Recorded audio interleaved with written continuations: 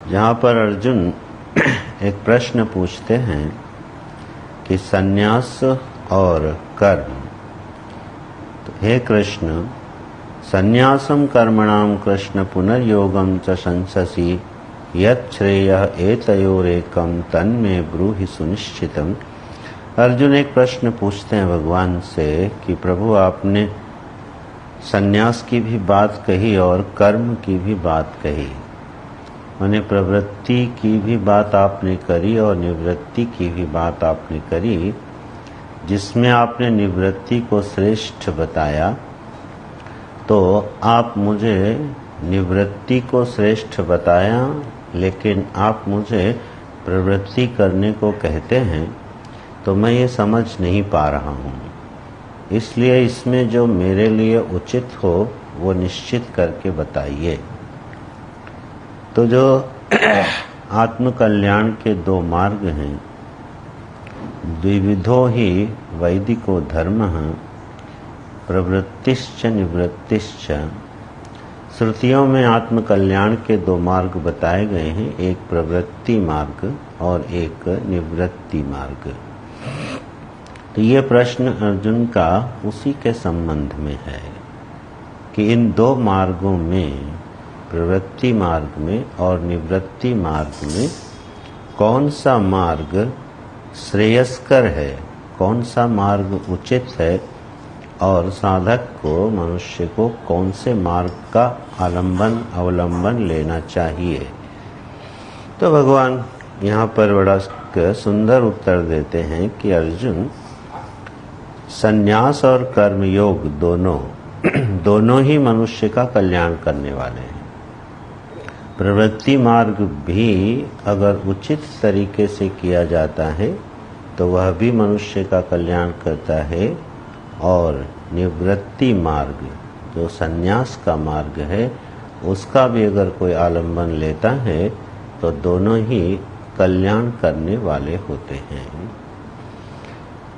फिर तीसरे श्लोक में भगवान कहते हैं, संभवतः हम लोग यहाँ तक स्वाध्याय कर चुके थे। फिर तीसरे श्लोक में भगवान कहते हैं, अर्जुन, ज्ञेयः स नित्य सन्यासी यो न द्वेष्टि न कांक्षति निर्द्वंदो ही महाबाहो सुखम बंधात् प्रमुच्यते। हे अर्जुन, यह जो सन्यास का मार्ग है या जो प्रवृत्ति का मार्ग है, ये दोनों एक ही लक्ष्य की प्राप्ति कराने वाले हैं। वस्तुतः जो सन्यास है, यहाँ पर जो भगवान का विवक्षित अर्थ दिखाई दे रहा है कि भगवान उस मन स्थिति की, अंतः स्थिति की बात कर रहे हैं जो उपलब्ध होनी चाहिए। वो प्रवृत्ति मार्ग से आ रही है, निवृत्ति मार्ग से आ रही है। वो साधन अलग अलग हो सकते हैं, लेकिन जो उपलब्धि होनी चाहिए, जो अंतः स्थिति होनी चाहिए, उसका उल्लेख करते हुए भगवान बोलते हैं, ज्ञेयः स नित्य सन्यासी। अर्जुन, तुम उसी को सन्यासी जानो। तो यहाँ ऐसा लगता है कि जो बाहरी जीवन की व्यवस्था है उसको भगवान थोड़ा सा इग्नोर कर रहे हैं, माने उस पर थोड़ा यहाँ विशेष ध्यान नहीं दे रहे हैं। जो जीवन है वह प्रवृत्ति मार्गी है या निवृत्ति मार्गी है। व्यक्ति अपने स्वधर्म का, अपने कर्तव्यों का पालन करता हुआ भगवान की आराधना कर रहा है, या सबसे निवृत्त होकर के एकांत में और अपने स्वधर्म और कर्तव्यों की कुख से उपराम होकर के परमात्मा का चिंतन कर रहा है। तो इस पर ध्यान न देते हुए भगवान ये कह रहे हैं कि अर्जुन, तुम उसी को सन्यासी जानो और नित्य सन्यासी जानो। माने वास्तविक सन्यासी, यथार्थ में सन्यासी कौन है?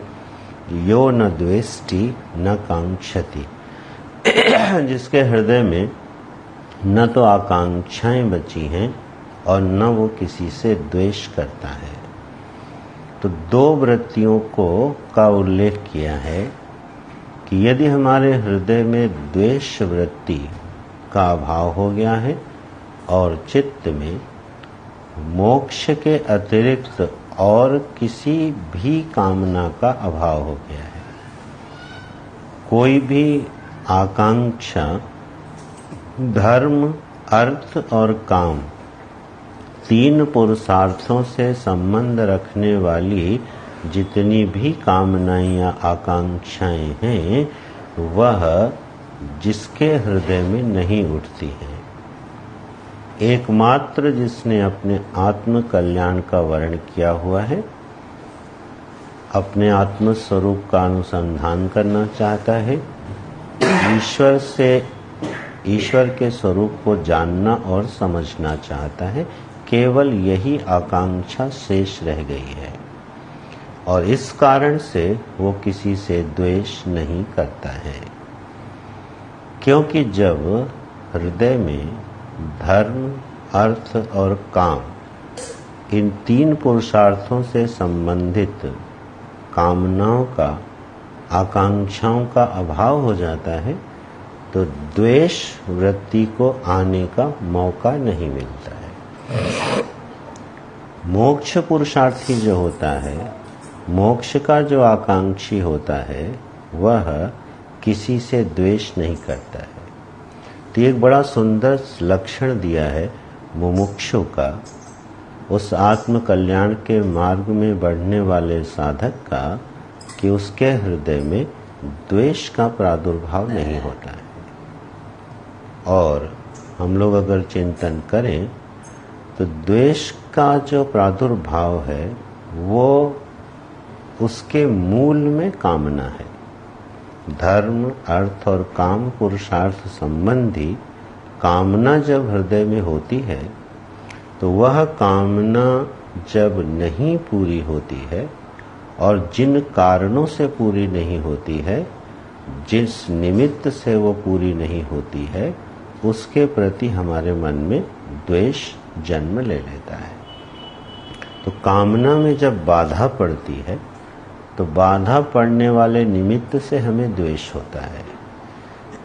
लेकिन जब धर्म, अर्थ, काम तीनों पुरुषार्थों से संबंधित आकांक्षाओं का अभाव हो जाए, या यूं कहिए तीनों पुरुषार्थों से उपरामता हो जाए, तीनों पुरुषार्थों के स्वरूप को हमने समझ के, किंचित प्राप्त करके, उसका विश्लेषण करके, और हमारा हृदय, चित्त इन तीनों पुरुषार्थों से संबंध रखने वाली कामनाओं से उपराम हो गया है, तब द्वेष का स्थान नहीं बचता है, क्योंकि द्वेष का मूलोच्छेद हो गया।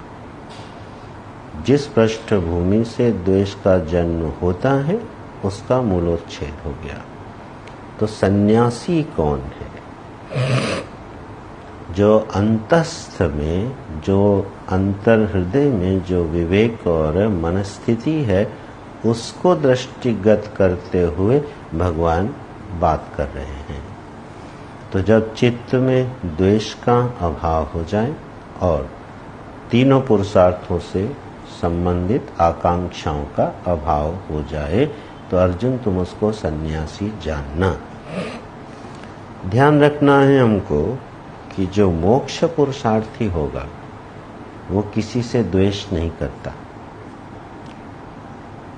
तो ये एक ऐसा पैरामीटर है अपने आप को परखने का कि यदि हमारे चित्त में किसी के प्रति द्वेष आ रहा है, तो इसका मतलब है कि अभी हम मुमुक्षु नहीं हैं, हम अभी मोक्षार्थी नहीं हैं, हम अभी भगवान के परम भक्त नहीं होना चाहते हैं, वो इच्छा अभी प्रबल नहीं है। क्योंकि जो मोक्ष पुरुषार्थी है, जिसने अपने जीवन में मोक्ष पुरुषार्थ का वर्ण किया हुआ है, वो किसी से द्वेष नहीं कर सकता। तो क्यों द्वेष नहीं कर सकता? क्योंकि द्वेष की संभावना इसलिए नहीं है मोक्ष पुरुषार्थी के जीवन में क्योंकि मोक्ष एक ऐसा फल है, भक्ति और मुक्ति जीवन में आने वाला ऐसा फल है कि जिसको अनंत लोग भी प्राप्त करें तो वो कम नहीं होने वाला है। सारी सृष्टि भी अगर मोक्ष पुरुषार्थ का वर्ण कर ले तो वह अनंत स्वरूप होने के कारण सबको प्राप्त हो सकता है। लेकिन आप ध्यान दीजिएगा कि धर्म, अर्थ और काम, इससे संबंधित जो कामनाएं हैं वो अनंत फल देने वाली नहीं होती, इसलिए उसमें कंपटीशन होता है। और जहाँ पर प्रतियोगिता होगी, कंपटीशन होगा, वहाँ द्वेष का जन्म होगा। अगर बहुत से लोग भगवान के भक्त होना चाहते हैं तो उनमें आपस में कोई कलह नहीं होगा, उनमें आपस में कोई द्वेष नहीं होगा। लेकिन अगर बहुत से व्यक्ति धनी होना चाहते हैं तो उनमें आपस में कलह होगा, द्वेष हो जाएगा। बहुत से लोग भोग्य पदार्थों की इच्छा रखने वाले हैं तो उनमें आपस में द्वेष हो जाएगा, क्योंकि मिलने वाला पदार्थ सीमित है। लेकिन जो मोक्ष पुरुषार्थ है वो अनंत है। अनंत स्वरूप का आपादन करना, संपादन करना, उसको अनुभव करना, यही मोक्ष है। तो इसमें कोई कंपटीशन नहीं होता, कोई प्रतियोगिता नहीं होती।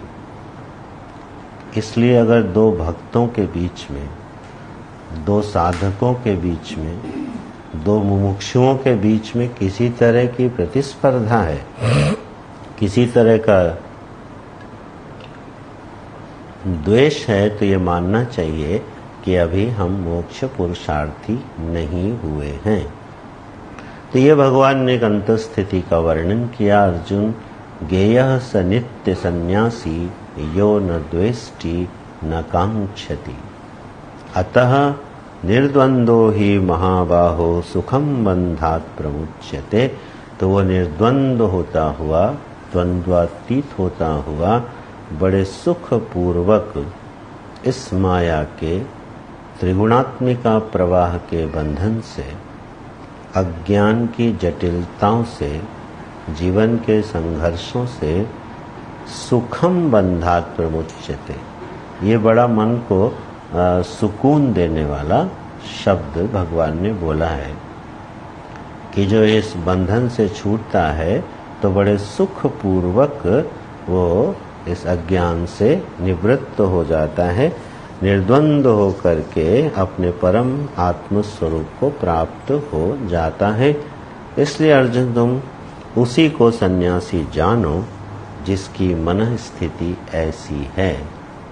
फिर आगे कहते हैं चौथे श्लोक में कि सांख्य योगो पृथक बालाः प्रवदन्ति न पंडिताः एकम अप्यास्थितः सम्यक उभयोः विन्दते फलम्। बालाः प्रवदन्ति, पंडिताः न प्रवदन्ति। किम? सांख्य योगौ पृथक।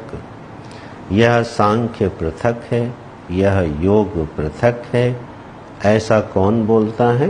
तो बालाः प्रवदन्ति। बालाः माने अल्प बुद्धि वाले लोग, थोड़ा सा मूर्ख भी कह सकते हैं। संस्कृत भाषा में जब किसी को कठोर वचन भी बोला जाता है तो वो इतना मृदु होता है कि कठोर लगता ही नहीं है। जैसे बालाह माने होता है मूर्खाह, जिनकी बुद्धि बालवत है, मूर्ख लोग हैं, उसको बालाह बोलते हैं। लेकिन सुनने में ऐसा लगता है कि बड़ा प्रशंसा की जा रही है। तो बालाह प्रवदन्ति किम, क्या बोलते हैं? बच्चे लोग ये बोलते हैं, अविवेकी लोग ये बोलते हैं कि सांख्य का मार्ग पृथक है और योग का मार्ग पृथक है। योग माने कर्म योग, प्रवृत्ति मार्ग, और सांख्य माने संन्यास योग, निवृत्ति मार्ग। भगवान ने उसी के लिए ये दो शब्द यहाँ लिए हैं गीता जी के अनुसार, एक सांख्य बुद्धि और एक योग बुद्धि। जहाँ सांख्य शब्द आए वो निवृत्ति मार्गी ज्ञान मार्गी, जहाँ योग शब्द आता है वो प्रवृत्ति मार्गी और कर्म योगी के लिए गीता जी में आता है। तो ये प्रवृत्ति मार्ग अलग है, निवृत्ति मार्ग अलग है, ऐसा कौन बोलता है? बालाः प्रवदन्ति पंडिताः न प्रवदन्ति। जो विवेकी लोग हैं वो इसको पृथक पृथक नहीं मानते हैं। क्यों?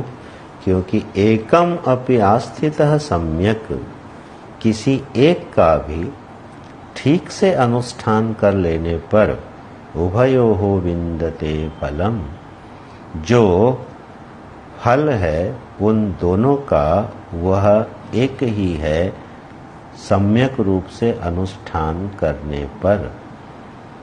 कर्मयोगी को जो प्राप्त होता है ज्ञान योगी को भी वही प्राप्त होता है।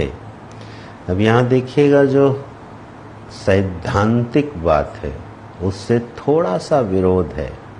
हम लोग अभी उस पर चर्चा करेंगे कि भगवान किस पृष्ठभूमि पर रहते हुए ये बात कह रहे हैं कि जो प्रवृत्ति मार्ग है और निवृत्ति मार्ग है वो दोनों एक फल को प्रदान करते हैं, और इस बात को जोर देकर बोलते हैं। अगले श्लोक में कहते हैं यत् सांख्यैः प्राप्यते स्थानं तत् योगैरपि गम्यते, एकं सांख्यं च योगं च यह पश्यति स पश्यति। अरे अर्जुन, जो सांख्य से जिस स्थान की माने जिस फल की प्राप्ति होती है उसी से, योग से भी उसी फल और उसी माने उसी स्थान की उसी फल की प्राप्ति होती है। एकम सांख्यम च योगम च, यह सांख्य और योग दोनों एक ही हैं। यह पश्यति स पश्यति, जो ऐसा देखता है असल में वही यथार्थ देखता है कि सांख्य और योग में कोई अंतर नहीं है। अब ये जो सैद्धांतिक रूप से भगवान थोड़ा सा अलग एक बात बोलते हुए दिखाई दे रहे हैं, जिसका आगे जाके समायोजन हो जाता है, इसलिए इसको बहुत ध्यान से भगवान के इस वचन को समझना होगा। क्योंकि यहाँ भगवान संन्यास को और कर्म योग को एक ही श्रेणी में रख रहे हैं। जो स्थान, जो गति, जो उपलब्धि एक कर्म योगी को प्राप्त होती है, जो प्रवृत्ति में है, जो गृहस्थाश्रम में है, जो अपने कर्तव्यों का पालन कर रहा है, उसको भी वही स्थान प्राप्त होता है, वही गति प्राप्त होती है जो एक सन्यासी को प्राप्त होती है, एक सांख्य योगी को प्राप्त होती है। अब यह बात मूलतः श्रुति के विरुद्ध है, इसलिए इसको भगवान भाष्यकार ने जैसे समायोजित किया है उसको अपने जीवन से जोड़ते हुए हम लोगों को समझना होगा। क्योंकि ये निश्चित सिद्धांत है श्रुति का कि जो प्रवृत्ति है उसका पर्यवसान निवृत्ति में होता है, और जो निवृत्ति है उसका पर्यवसान मोक्ष में होता है, ज्ञान और भक्ति में होता है।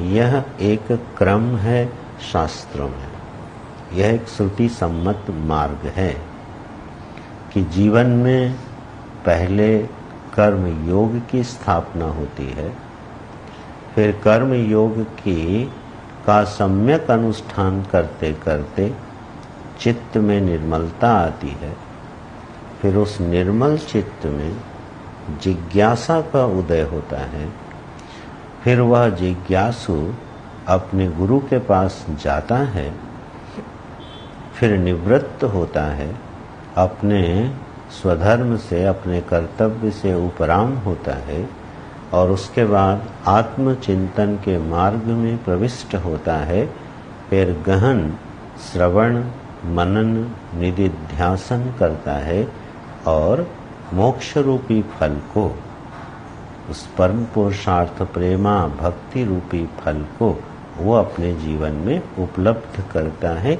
यह समस्त श्रुतियों का और अपने जो शास्त्र हैं और स्वयं गीता जी का यही मत है। जीवन में जो कल्याण का मार्ग है वो इसी रास्ते से चलता है। लेकिन यहाँ भगवान ने क्या कहा कि जो कर्म योगी को मिलता है वही सांख्य योगी को मिलता है। बहुत सरल भाषा में कहें तो जो गृहस्थाश्रमी को प्राप्त होता है वही सन्यासी को प्राप्त होता है। तो ये बात जो कही है भगवान ने, इससे चतुर्थ आश्रम का निषेध होता हुआ दिखाई देता है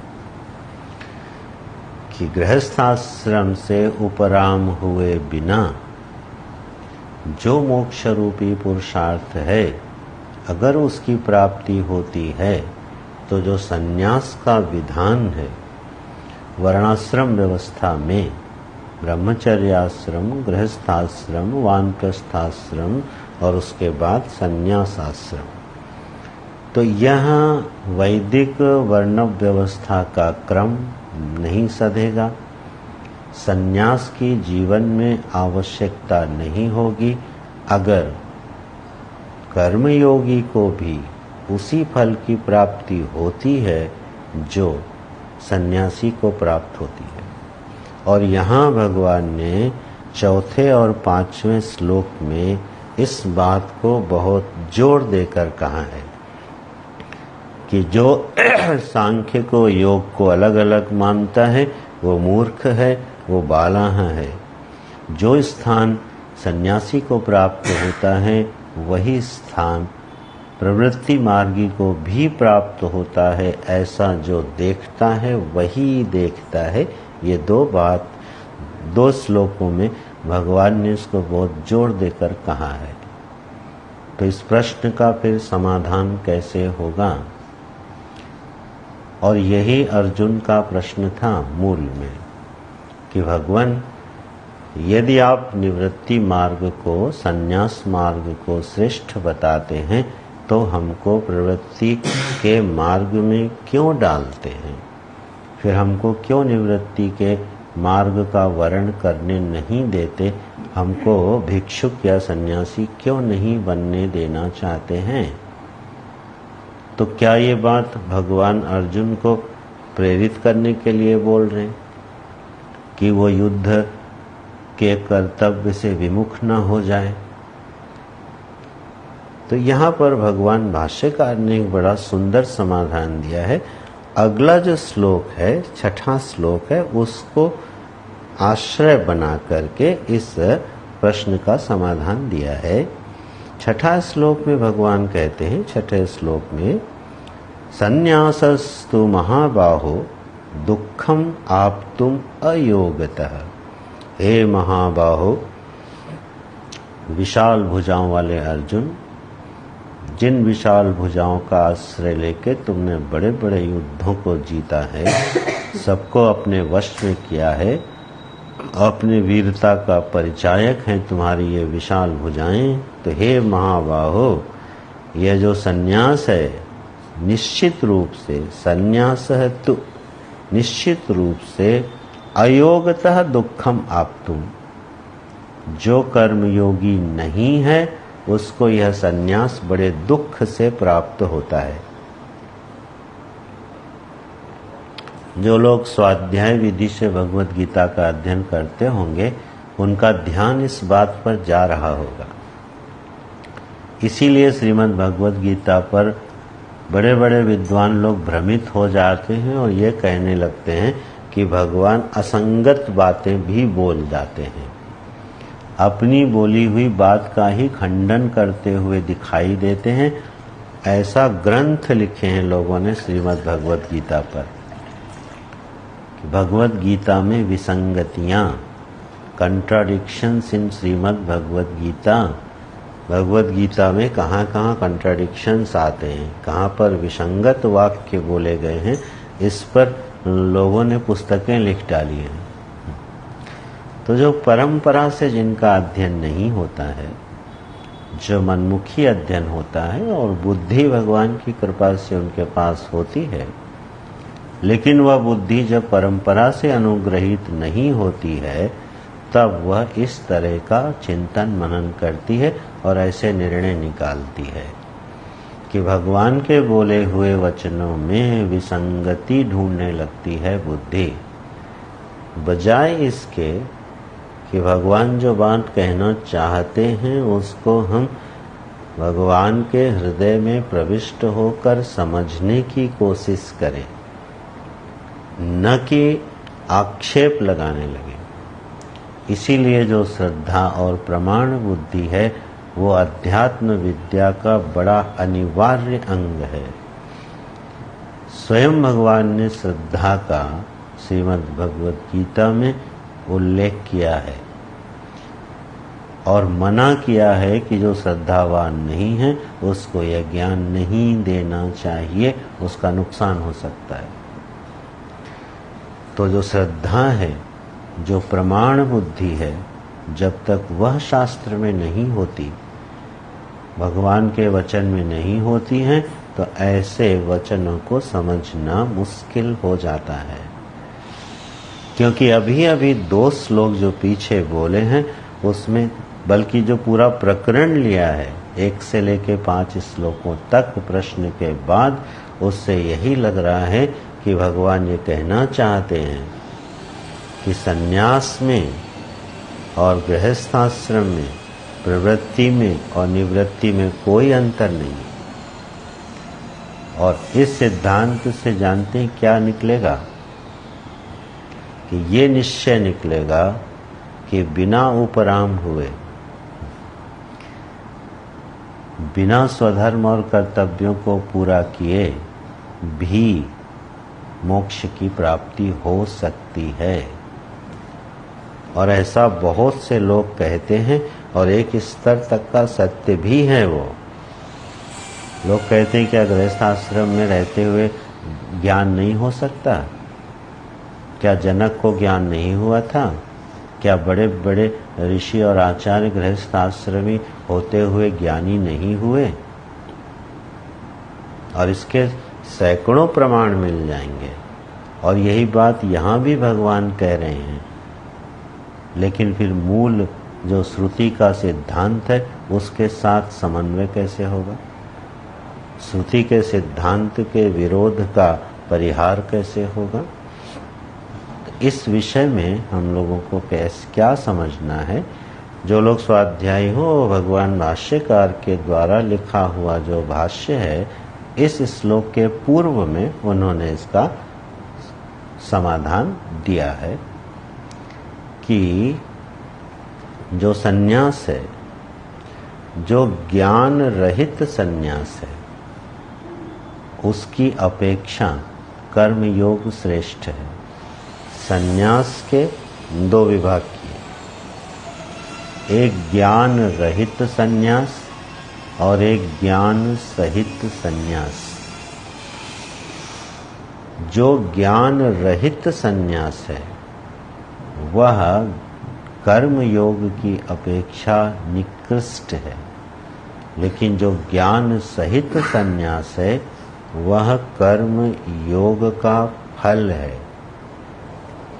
कर्म योग साधन है और सन्यास साध्य है। और यही बात 6ठे श्लोक में अगर हम ध्यान दें, क्या कह रहे हैं भगवान?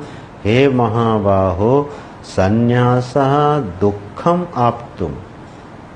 जीवन में जो सन्यास घटता है, जो परम निवृत्ति घटती है, वो अयोगतः, जो कर्मयोगी नहीं है उसके जीवन में सन्यास नहीं घटता। तो देखिए 6ठे श्लोक में क्या कह रहे हैं कि जो सन्यास है वह कर्म योग का फल है। और 4थे 5वें श्लोक में क्या कहा है कि जो सन्यास है वही कर्मयोग है, जो कर्मयोग है वही सन्यास है। तो ये विसंगति दिखाई देती है। इसको हमें ध्यान से समझना है कि सन्यास की जो 2 स्थितियां हैं, जब विवेक पूर्वक संन्यास होता है तो वो कर्म योग का फल है, और जब परिस्थितियों के दबाव में कोई संन्यास ले लेता है तो वह अनुचित संन्यास है।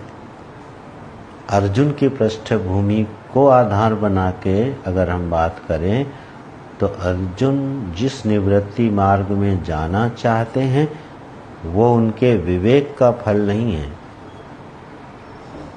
वह एक जटिल परिस्थिति है जिसका समाधान नहीं ढूंढ पा रहे हैं। वो अर्जुन के सामने युद्ध जैसी एक ऐसी जटिल परिस्थिति आ गई है, और यह युद्ध बाकी लड़े हुए युद्धों से बहुत भिन्न है, क्योंकि इससे पूर्व उन्होंने जितने भी युद्ध लड़े हैं सब में एक प्रतिद्वंद्वी था, एक दुश्मन था, एक विरोधी था मान लीजिए, तो उसके साथ युद्ध करने में एक शूरवीर अर्जुन को कोई कभी शंका नहीं हुई, कभी संशय नहीं हुआ। लेकिन यह युद्ध की जो परिस्थिति आई है यह बड़ी विशिष्ट आ गई। सामने गुरुजन हैं, पितामह हैं, अपना ही वंश खड़ा हुआ है, अपना ही कुल खानदान सामने युद्ध के लिए खड़ा हुआ है, जिसको प्रहार करना है, अपने पूजनीयों पर प्रहार करना है, अपने गुरुओं पर प्रहार करना है। तो ये एक बड़ी जटिल परिस्थिति है, और इस परिस्थिति का समाधान अर्जुन ने क्या ढूंढा कि भगवान हमको निवृत्त हो जाने दीजिए, मुझे नहीं चाहिए यह राज्य का सुख और वैभव, मुझे नहीं चाहिए कोई विजय पताका, मैं नहीं मानना चाहता हूँ अपने गुरुजनों को, मैं सब कुछ भूल जाना चाहता हूँ, कोई प्रतिशोध नहीं लेना चाहता हूँ मैं, मुझे निवृत्त हो जाने दीजिए। यह जो निवृत्ति की मांग अर्जुन के मन में उठ रही है वो विवेक का फल नहीं, वो परिस्थिति का दबाव है, और भगवान ने इसको स्वीकार नहीं किया। इस सन्यास को भगवान ने स्वीकार नहीं किया, और अर्जुन को सम्यक बोध प्रदान करवा के स्वधर्म का पालन करवाया। तो जीवन में सन्यास की जो स्थिति आती है साधक के जीवन में, तो वो विवेक से आ रही है या परिस्थितियों से ऊब के आ रही है। ये बहुत बहुत ध्यान से इसको समझने की बात है। अगर हम अपनी परिस्थितियों से ऊब कर अपने आसपास का जो हमारा जीवन है, जो संबंध है, जो समाज है, अब उसके साथ हमारी ट्यूनिंग नहीं बैठ रही है, हमारी आयु भी बढ़ गई है, हमारी रुचि और इच्छाओं के अनुरूप हमें न घर में और न समाज में जीवन जीने को मिल रहा है, और हमें वो जटिल जटिल कर्म करने पड़ जाते हैं जो हम नहीं करना चाहते हैं, तो मेरा मन उपराम हो के ये मांग करता है, ऊब के ये मांग करता है कि मुझे सन्यास लेना है, मुझे निवृत्त हो जाना है। तो वह सन्यास ज्ञान रहित है, विवेक रहित है, और इसकी इजाजत भगवान कभी नहीं देंगे, कभी दे नहीं सकते हैं, क्योंकि जो निवृत्ति है वो सम्यक प्रवृत्ति का फल है। ये बात हमने पहले भी कही होगी। हमारे पूज्य गुरु जी इस बात को हम लोगों को बहुत जोर दे देकर समझाते थे कि निवृत्ति जो जीवन में घटती है वो सम्यक प्रवृत्ति का फल होती है। निवृत्ति फल रूपा है, सन्यास जीवन में उतरता है। सन्यास संकल्प पूर्वक वर्ण नहीं किया जाता, इसकी कोई दिन तारीख निश्चित नहीं की जाती है कि अमुक तारीख से मैं सन्यासी हो जाऊंगा, न, ये कोई घोषणा करके दिन तारीख तय करके ढोल नगाड़े बजा करके कोई सन्यास नहीं घटता है गीता जी वाला।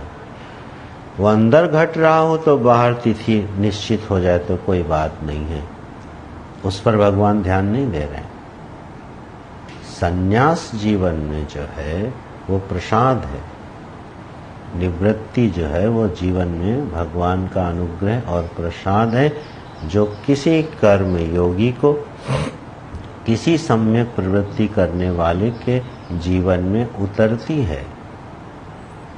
और फिर यही सन्यास जो यथार्थ में जो सन्यास जब जीवन में आता है तो उसको मोक्ष तक पहुंचने के लिए कोई रोक नहीं सकता। फिर वह अपने आत्मस्वरूप में अवस्थित होने के लिए सर्वथा योग्य अधिकारी साधक माना जाता है। इसलिए जब विवेक से फल रूप से संन्यास घटता है तो वह उचित है, अन्यथा अनुचित है। अब इस चौथे, पांचवें और छठे श्लोक की संगति को मिलाई।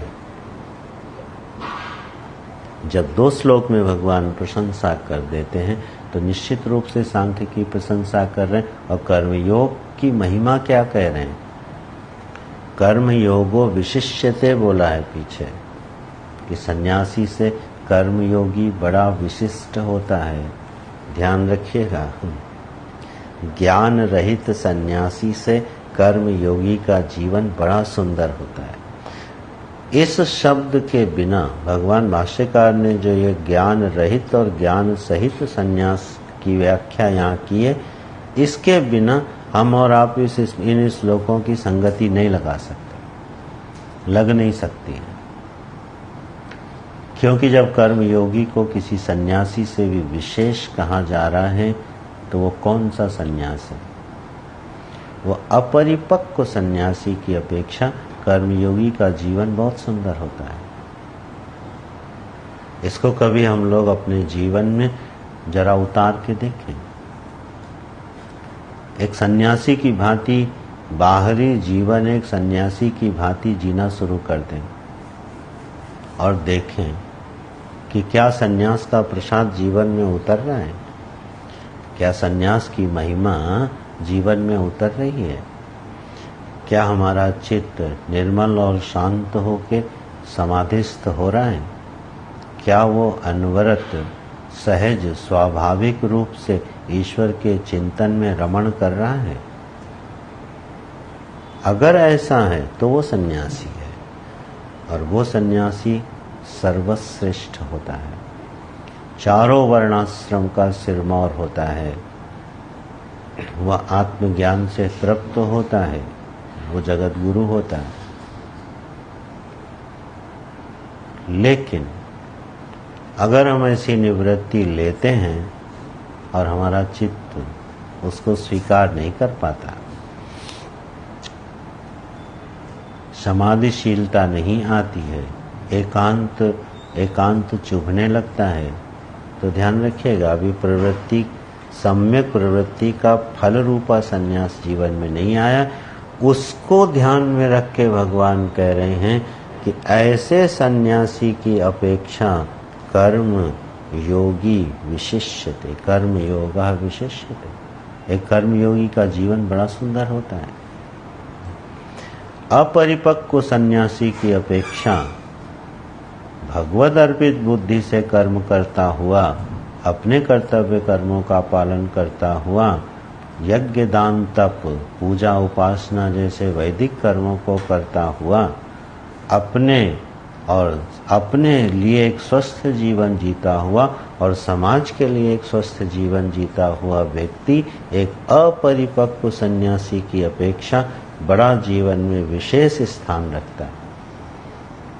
और यही बात भगवान ने 5वें अध्याय के 2-3 श्लोक में बोल दी। इसका बड़ा सम्यक गहन विश्लेषण होना चाहिए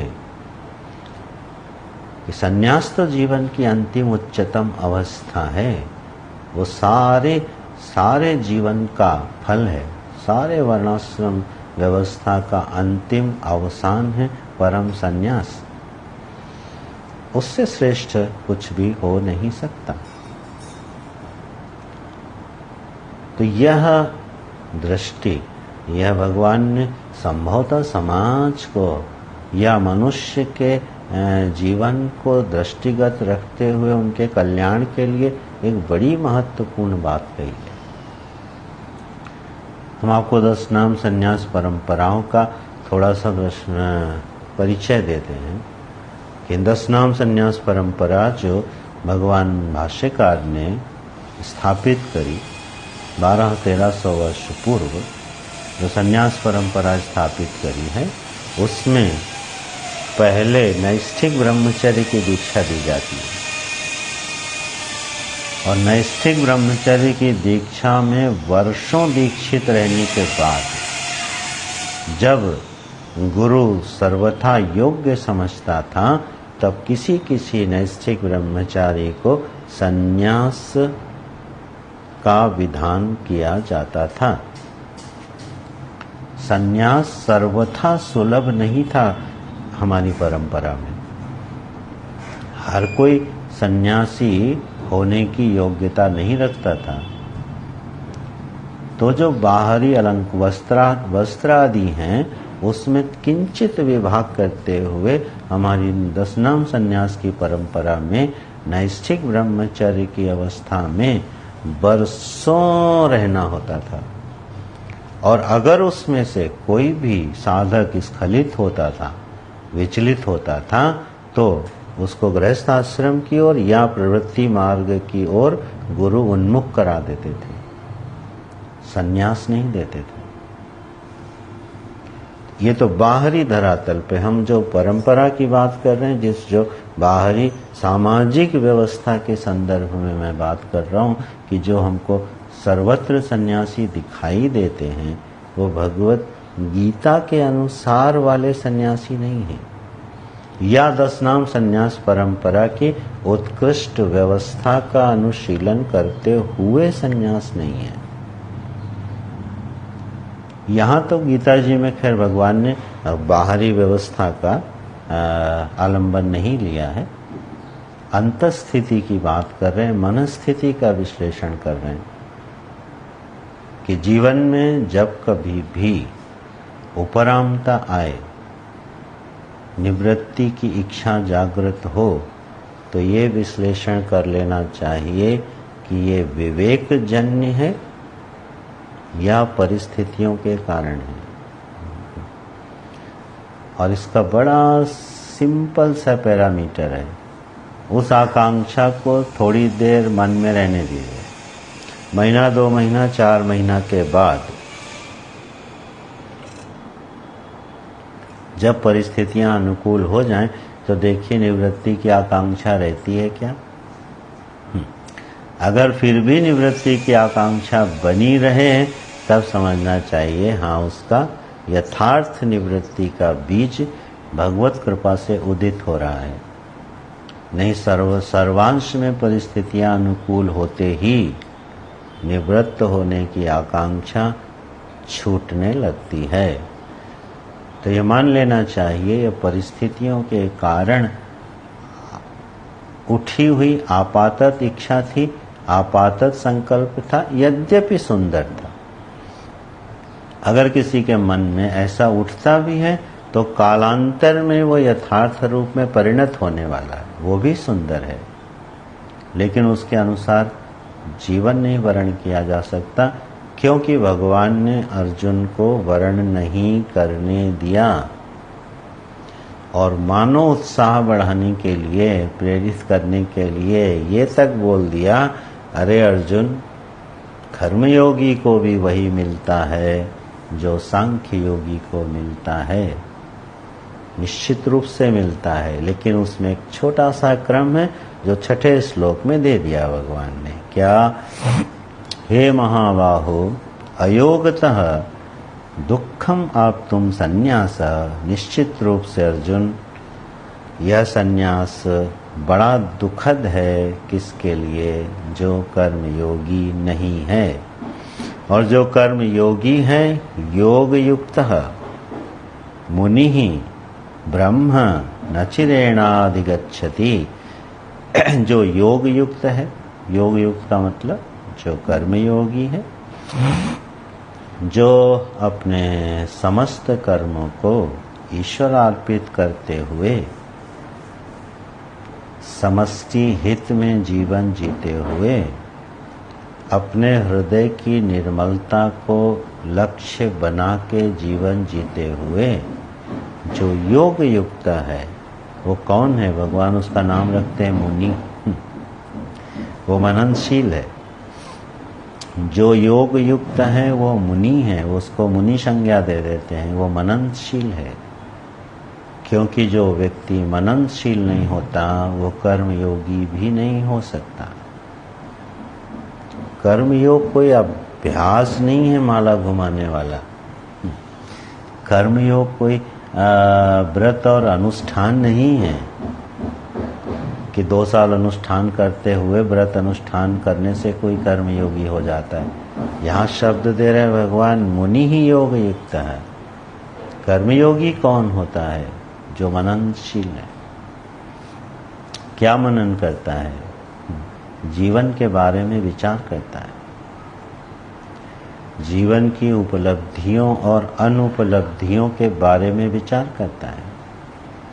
अपने जीवन के अनुभवों का विश्लेषण करता है। बदलते हुए जगत को दृष्टि में रख करके परमात्मा की महिमा पर विचार करता है।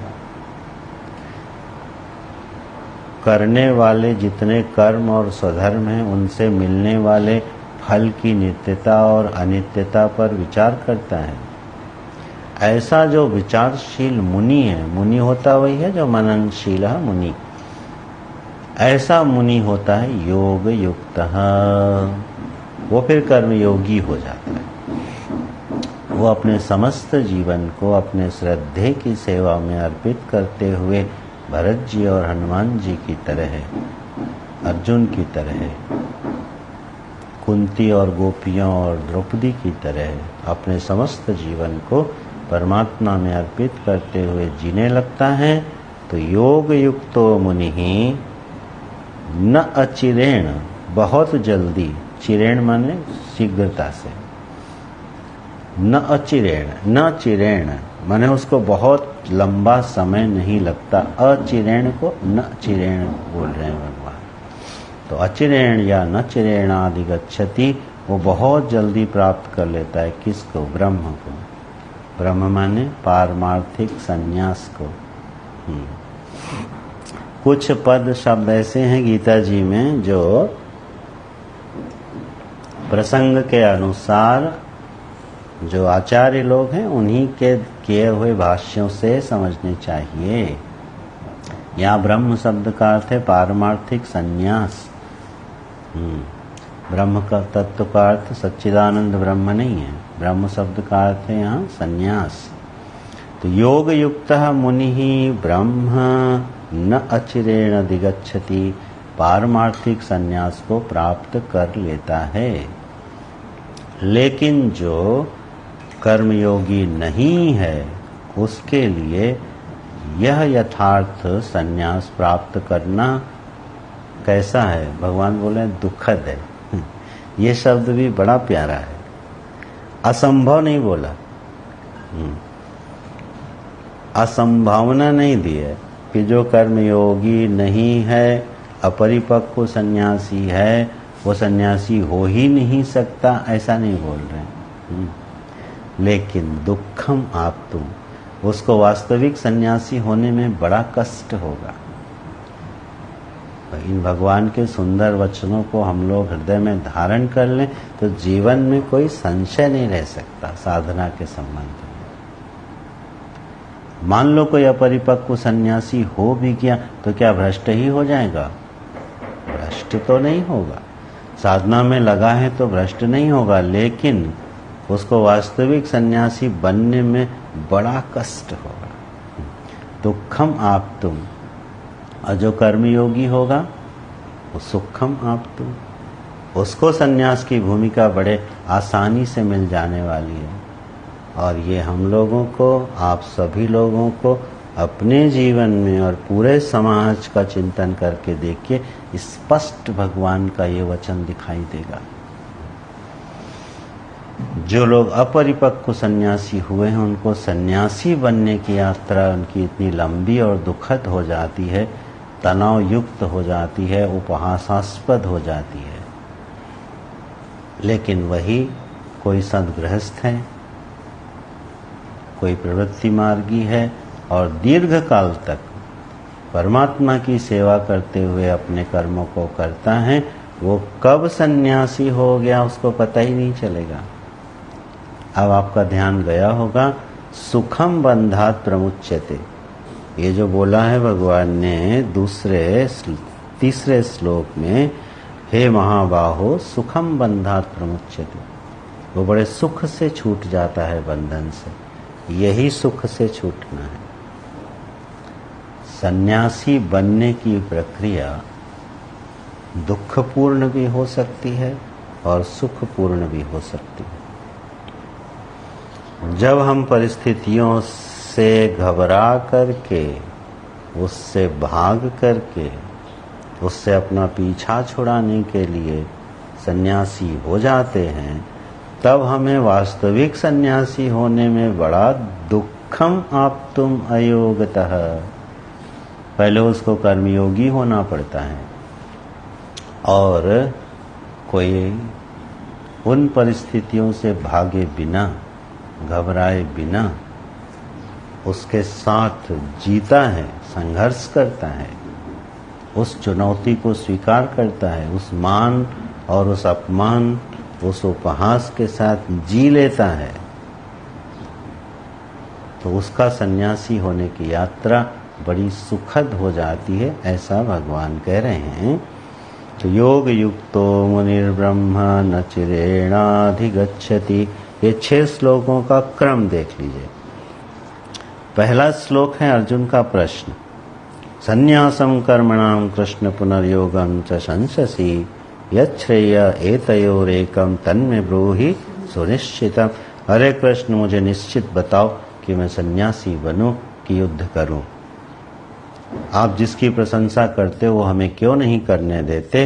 अब भगवान इन 4-5 श्लोकों में जो क्रम देते हैं, कहते हैं अर्जुन तुम चिंता नहीं करो, तुम अगर इस युद्ध को कर्मयोगी की भांति करोगे तो तुम सन्यासी से भी श्रेष्ठ कहे जाओगे। और वास्तव में सन्यासी कौन है? जिसके हृदय में द्वेष नहीं है, आकांक्षाएं नहीं है, वो सन्यासी है। अगर तुम युद्ध की भूमि में भी, इस संसार की जटिल परिस्थिति में भी अपने मन को द्वेष और आकांक्षा से निकाल ले जाओ तो तुम सन्यासी हो जाओगे। इसलिए तुमको सन्यास अतिरिक्त लेने की आवश्यकता नहीं है। और फिर बोल देते हैं, अरे अर्जुन, जो सन्यास को और कर्मयोग को अलग अलग मानता है वो असल में ठीक नहीं मानता। शिव जी और दक्ष की तरह जो सन्यास और प्रवृत्ति को अलग अलग देखता है। श्रीमद् भागवत महापुराण में दक्ष जो हैं वो प्रवृत्ति के और शिव जी निवृत्ति के आध्यात्मिक अर्थ हैं। वहां दक्ष शाप देता है शिव जी को, एक विरोध, एक संघर्ष, एक लड़ाई है। तो निवृत्ति और प्रवृत्ति में संघर्ष नहीं होता अर्जुन, ये दोनों एक दूसरे की परिपूरक होती हैं। तो अगर कोई प्रवृत्ति को अलग और निवृत्ति को बिल्कुल अलग अलग मानता है तो बालाहा, वो मूर्ख है। पंडिताहा न प्रवदन्ति, पंडित लोग ऐसा नहीं बोलते हैं। इस बात को धारण करो और कर्मयोगी की भांति युद्ध करते हुए अर्जुन तुम पारमार्थिक संन्यास की भूमिका में सहज रूप से प्रतिष्ठित हो जाओगे। और सहज रूप से प्रतिष्ठित ही नहीं होगे, तुमको अपने स्वधर्म पालन का, कर्तव्य पालन का जो विशिष्ट फल मिलना है वो भी मिलेगा और संन्यास की भी प्राप्ति होगी। इसलिए तुम इस मार्ग का त्याग न करो, इसका विश्लेषण करो और इसको समझो कि पारमार्थिक संन्यास की भूमिका में तुम कैसे प्रवेश कर सकते हो। यहाँ तक भगवान ने 6ठे श्लोक में इस प्रकरण को पूरा करके फिर आगे जो पारमार्थिक संन्यास है उसका ज्ञान कैसा होता है, एक तरह से जीवन मुक्ति का प्रसंग, तो इन 2-3 श्लोकों में उस संन्यास का वैभव भगवान प्रकट करके अर्जुन को दिखाते हैं और उसको पुनः कर्म योग करने की आज्ञा देते हैं। ऐसे सुंदर भगवत गीता अपने उतार चढ़ावों के साथ चलती है। जैसे हम लोगों का जीवन, एक साधक का जीवन की परिस्थितियों से ऊपर नीचे चलता है और प्रश्न करता है, भगवत गीता का प्रवाह बिल्कुल वैसे चलता है।